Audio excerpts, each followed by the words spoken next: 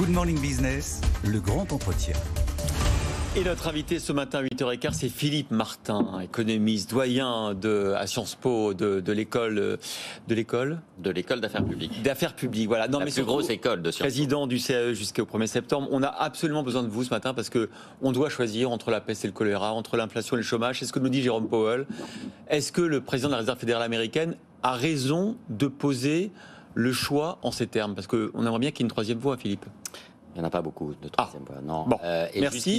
Jusqu'ici, c'est vrai que Powell disait pas qu'il y avait cet arbitrage difficile à faire entre inflation et chômage.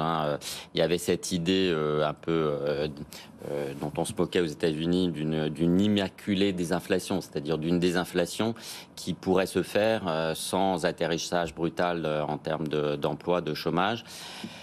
En fait, ça va être extrêmement difficile parce que si vous voulez faire baisser le taux d'inflation, aux États-Unis, il est à 9% aujourd'hui. L'inflation sous-jacente, elle est aussi assez élevée et trop élevée, bien au-dessus des 2% qui est la cible de la Fed. Il n'y a pas beaucoup de moyens. C'est-à-dire qu'il y a une grosse partie aux États-Unis, c'est l'énergie, c'est le prix du gaz, le prix, même si c'est moins qu'aux États-Unis. Ça, on ne peut pas y toucher directement. Bah oui, justement, est-ce que c'est efficace pour lutter contre l'inflation? Parce que vous dites qu'elle est exogène et qu'elle vient du gaz russe. Pas complètement. Aux États-Unis, il y a une partie de l'inflation il y a eu un effet de contagion sur les services, sur l'industrie, etc. Donc, et puis, il y a la question des anticipations d'inflation. C'est le troisième point. Donc, il y a l'aspect offre, les coûts. L'aspect demande, c'est le marché du travail, justement, et puis les anticipations. C'est sur ces deux dernières composantes de l'inflation que la Fed peut avoir un impact. Et le deuxième, il est évident, il est douloureux. C'est-à-dire que c'est en ralentissant l'économie, en ralentissant le marché du travail, que vous allez avoir une baisse des salaires. Les salaires l'économie américaine, elle est encore en surchauffe. Et donc, ce qu'on essaye de faire, c'est de la mettre moins en surchauffe. Alors, c'est vrai qu'il y a un arbitrage entre baisser le taux d'inflation et augmenter le chômage pour faire baisser la pression sur les salaires.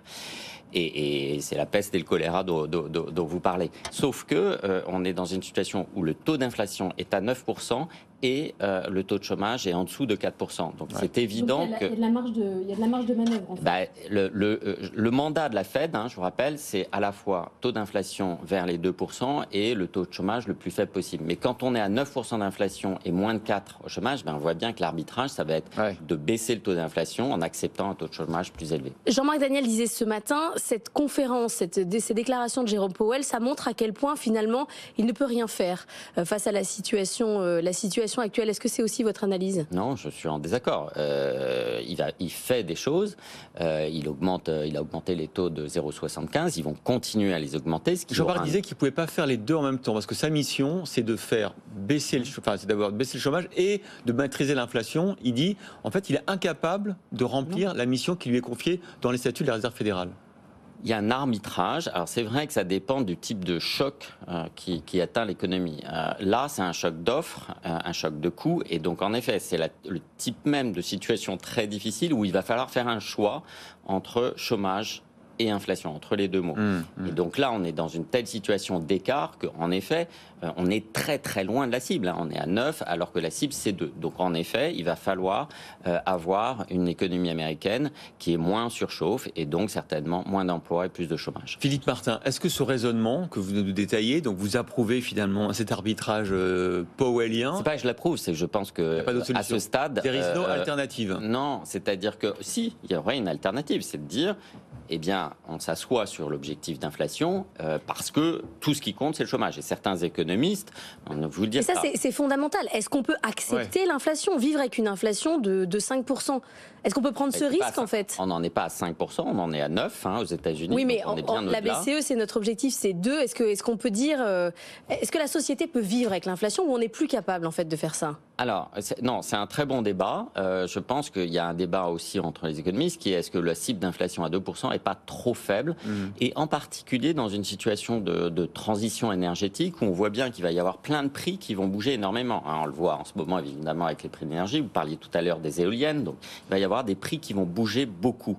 Quand on a besoin, justement, pour une longue phase de transition, que beaucoup de prix bougent, de prix relatifs, pour inciter, par exemple, à aller vers des énergies plus propres, etc., eh ben, peut-être qu'on a besoin, justement, d'un taux d'inflation qui ne soit pas à 2%. De toute façon, on ne va pas y revenir tout de suite.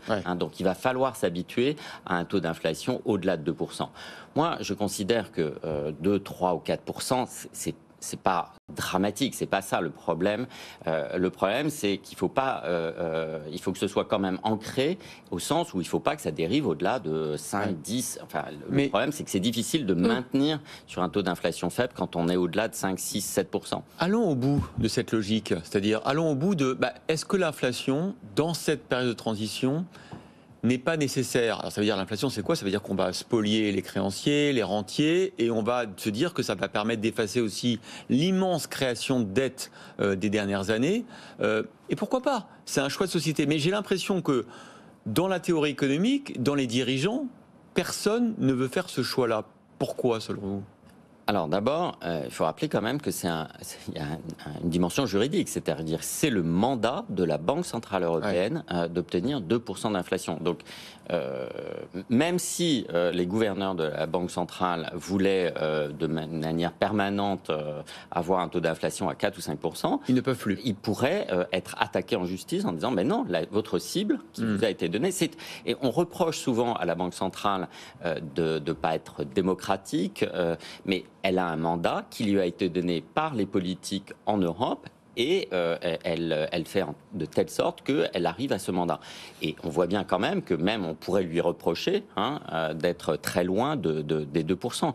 Mais ce qu'il faut voir, c'est que quand on est à un taux d'inflation aujourd'hui en zone euro, on est pareil qu'aux États-Unis, à peu près à 9%, pour revenir à 2%, alors que les prix de l'énergie ont augmenté de 30-40% en un an, ça voudrait dire une baisse très très forte de tous les autres prix. Si on voulait vraiment 2%, donc là c'est une récession absolument atroce. Donc de toute façon, pour reconverger vers 2%, il va falloir du temps, peut-être de la chance au sens où les prix de l'énergie baisseraient pour des raisons géopolitiques. Mais enfin, il ne faut pas compter sur la chance. Et donc là aussi, en Europe aussi, je pense qu'on va avoir à faire cet arbitrage. Mais est-ce que c'est seulement possible de faire évoluer le mandat de la Banque centrale, de réécrire l'objectif d'inflation, ou c'est comme à l'ONU, de toute façon, il ne se passera rien? C'est très difficile. Vous avez raison, ça va être très difficile parce que ça voudrait dire un changement du mandat et donc il faut un accord de tous les gouvernements. Donc en effet, c'est extrêmement difficile et vous pouvez imaginer évidemment que par exemple les Allemands qui sont très attachés à une culture d'inflation faible à 2% seront très opposés à un tel changement de mandat. Est-ce que le raisonnement que vous avez tenu en début d'émission, c'est-à-dire effectivement, il n'y a pas d'autre choix pour faire baisser l'inflation que de s'attaquer à la croissance et donc d'accepter une hausse du chômage, est-ce que ça vaut pour l'Europe? Est-ce que c'est pas plus compliqué la situation européenne parce qu'on n'est pas autant en surchauffe que les Américains? Vous avez raison, mais ça signifie que dans une certaine mesure, la tâche est encore plus difficile en Europe, puisqu'une plus grosse partie de l'inflation ne vient pas de la surchauffe de l'économie ou potentiellement d'anticipation d'inflation qui ne sont plus ancrées. Elle vient vraiment du problème, on le sait, les prix du gaz, du pétrole, etc., sur lequel, en effet, la BCE n'aura aucun impact. Et donc, ce que ça signifie, c'est que l'arbitrage inflation-chômage est encore plus dur en Europe, puisque ça signifie que pour agir sur la partie qui vient de la demande, qui est plus faible en Europe qu'aux États-Unis, il va falloir encore plus réduire l'activité. Dur, voire ça n'a plus rien à voir en fait, inflation et chômage. C'est-à-dire qu'en fait, finalement, c'est décorrélé en Europe et que l'un n'a plus d'impact sur l'autre. Alors, pas complètement, parce qu'une partie du choc énergétique, évidemment, ça a un impact direct sur l'inflation, mais ça a aussi un impact sur l'activité économique. C'est-à-dire qu'il faut avoir en tête que le choc énergétique, c'est en gros une perte de revenus pour l'Europe dans son ensemble de 3 points de PIB.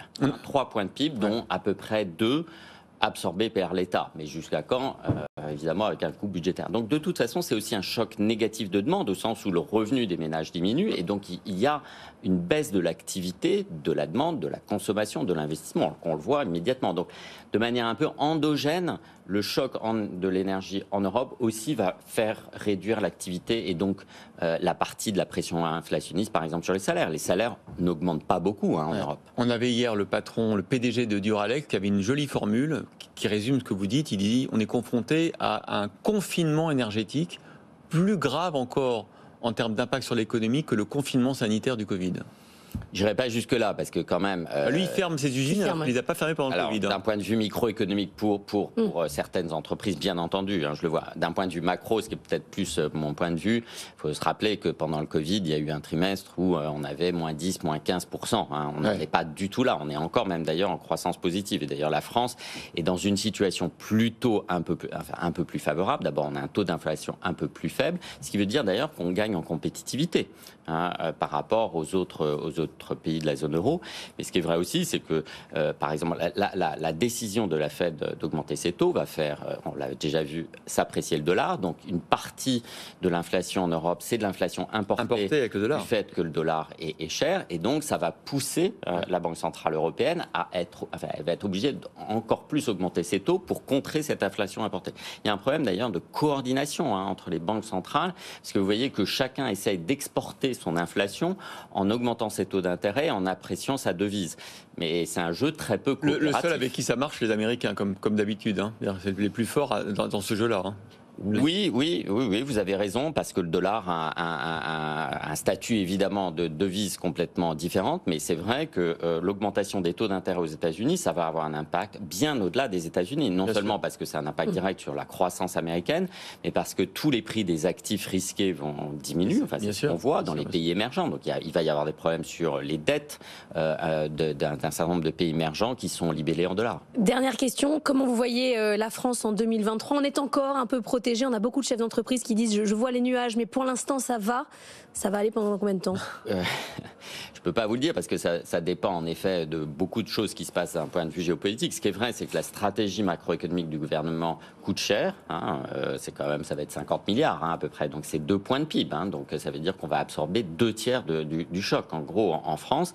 Mais je trouve que c'est une stratégie qui pour le moment marche plutôt. Oui, c'est vrai. La question, c'est de savoir si elle est tenable en termes budgétaires pendant longtemps. Donc, ce qui est vrai, c'est que moi, je pense qu'il faut davantage cibler les aides, ce qui aura du coup moins d'impact de baisser l'inflation, parce que quand vous faites des rabais, ça baisse le taux d'inflation. C'est une des raisons pour lesquelles on a un taux d'inflation plus faible que dans le reste de la zone euro. Mais je trouve que c'est une stratégie macroéconomique qui peut marcher si le choc n'est pas durable. Vous voyez bien que si c'est pendant 2-3 ans, on ne va pas pouvoir le faire. Merci infiniment, Philippe Martin, d'avoir été avec nous, de nous avoir éclairé sur la situation, ce fameux dilemme de la peste et du choléra dont on a beaucoup parlé ce matin et dont on parlera encore dans le débrief.